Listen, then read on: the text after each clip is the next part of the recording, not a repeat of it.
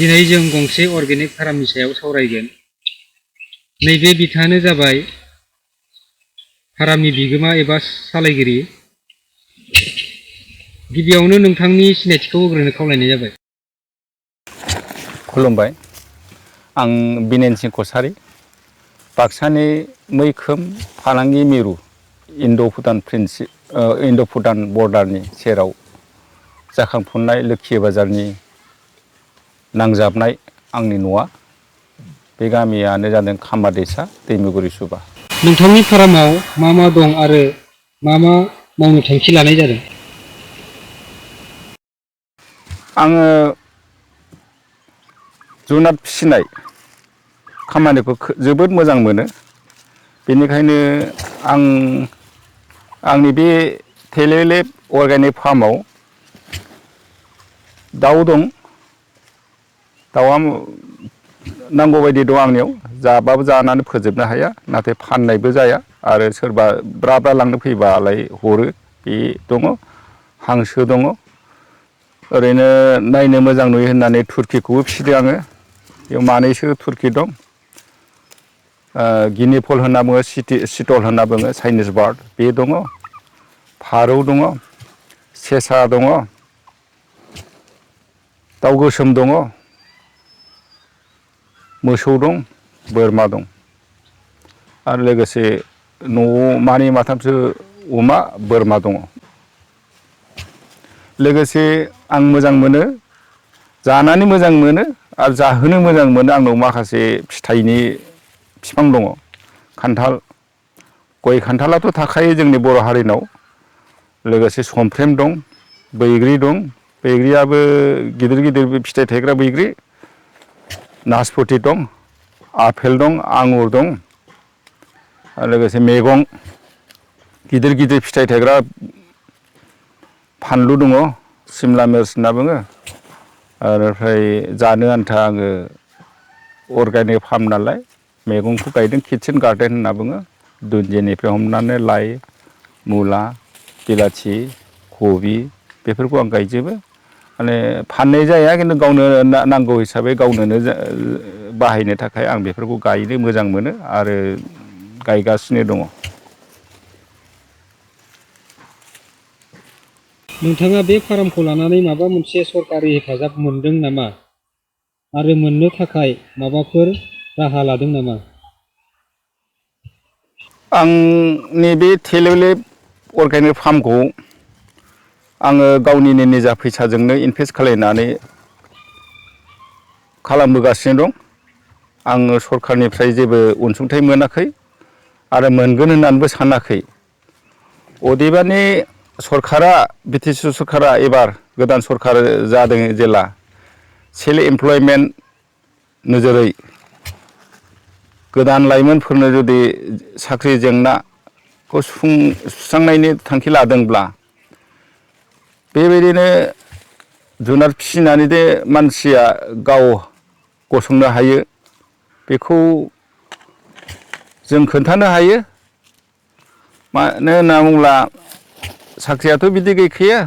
जुनार फिसिनानै जोङो मार्केट लानो हायो। जों मोजां जायगायावनो दं, भुटान सिमायावनो दङ। जोंनि बेनिफ्राय गोबां ना आरो बेदर थाङो भुटानाव। बे मोनसे जायो आरो बिनिख्रुइबो गुवारसिन आरो गेदेरसिन जुदि फालांगि मावनो गोसोब्ला, बिनिफ्राय गोबां मानसिया न'खर न'खर गाव आंनि बिदिनो थेलेब थेलेब फिसा फिसा जुदि फार्म बानायोब्ला, 1000, 2000नि जुदि जुनाद फिसिनो रोङोब्ला, बेनिफ्रायनो गोबां जायगानिफ्राय जुनाद, दाउ, हांसो, दाउदै लांफैगोन, गुवाहाटिफोरनिफ्राय लांफैगोन। बेनिखायनो जोंनि लाइमोनफ्रा गोसो जानांगौ आरो सरखाराबो साख्रिखौ होनो हाया जेला, बेबायदिनो अनसुंथाइ होनो नाजानांगोन आरो बे अनसुंथाइ होनायावनो जोंफोरबो मोनफानो गोनां होननानै जोंबो सासे आरो दाबिदारनि गेजेराव सासे। मानो होनब्ला जों दिनैसिमबो जों गोसो जानाय बायदि फार्मखौ जोङो डेभेलप खालामनो हायाखै, जौगाहोनो हायाखै। जों जौगाहोनो नांगौब्ला, मार्केट लानांगौबा, जोङो बेजोंनो थांना थानो गोसो जानानै जों बेखौनो मावथाबनानै जोङो सोलिलांनो नाजागोन। बे बिथिङाव बुंनो गोनांबा सरकारा खामानि गैजायैफोरनो खामानि होनोब्ला जोङो गोसो गुदुं मानसि सुबुंफोरखौ नागिरनांगोन जे सोर मा खामानियाव बेसे नांथाबनानै दं आरो बिनि सायाव बेसे गोसो गुदुं आरो मानसिया बेखौ मावनानै सोलिलांनो नाजाथारमारदों नामा बेखौ नोजोर होनांगोन सरकाराबो। ओरैनोथ' साख्रिखौथ' सरकार होजोबनो हाखायानो सेल्फ एमप्लयमेन्ट होनना बुङो। सेल्फ एमप्लयमेन्टआबो गाव मावनानै गाव सेल्फ माने गाव एमप्लयमेन्ट माने नांथाबनाय बे गाव नांथाबनायनि गेजेरजों गाव थांना थानायनि खरसाखौ दिहुननो हायो बेजोंनो न' बां लुनो हानो गथ' गथाय फरायहोनो हानाय गासै लाइफ स्टाइलखौ बेजोंबो मावनो हायो। खालि साख्रिल'जोंदि मावनानै जोङो लाइफ स्टाइल खालामनो हायो बे नङा। बेनिख्रुइ बांसिनै जोङो सेल्फ एमप्लयमेन्टआव जों लाइफ स्टाइलखौ जों एन्जय खालामनो हायो। बेनिखायनो सरकारा दा नागिरनायखौ नोजोर होनांगौ जे जबरदस्ति सोरखौबा नों ओरै मावदो होननानै बेनो रां होनानै मावनो होब्लानो बे सेल्फ एमप्लयमेन्ट जाया। मानो होनबा बिनि सायाव बिथाङा गियान गैजोबाबो बा मावनोबो गोसो गैयाबाबो रांखौ दिहुननो थाखायल' मावफ्लानो बा मावनो होनना बुंनो हागौ।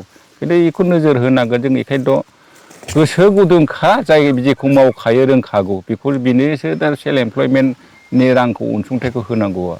बे सासे मानसिया थिखादारखा सासे मानसिया बेलेग खामानि मावखादों मास्टारखा बे सासे मानसिया ससियेल वार्कखा खिन्थु बे लाइनथिं एनिमेल हासबेन्डारि बिथाङा जेबो गियान गैया गोसोबो गैखाया बिथांनो रां अनसुंथाइखौ लुसोमनानै होबाबो जेबो जाया।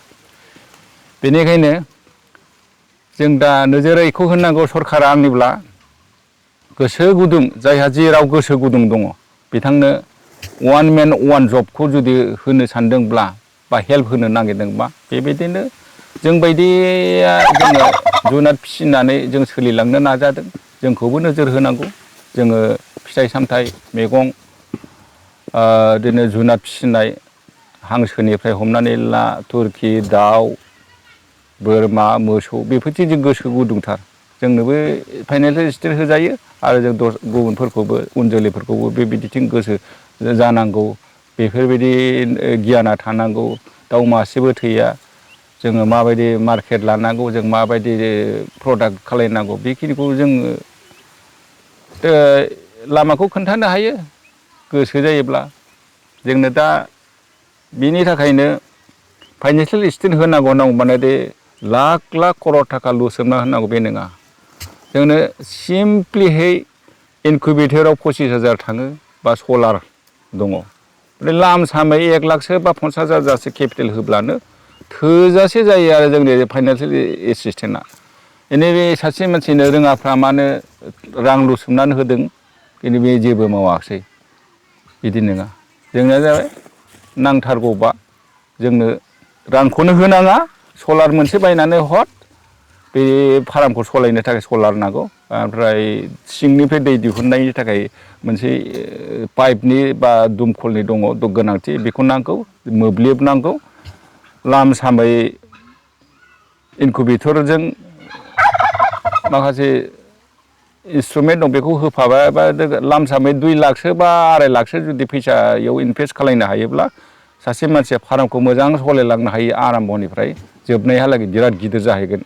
आं बेखौनो मिजिंथियो गोदान सरकारफ्रा जोंनो बेबायदि होयोब्ला जों सेल्फ एमप्लयमेन्टनि बेलायाव गाव थांना थानायनि लामाखौ जों बेखौनो सायख'नानै लागोन होननानै जों आंनि फालनिफ्राय आं बुंनाय जाबाय।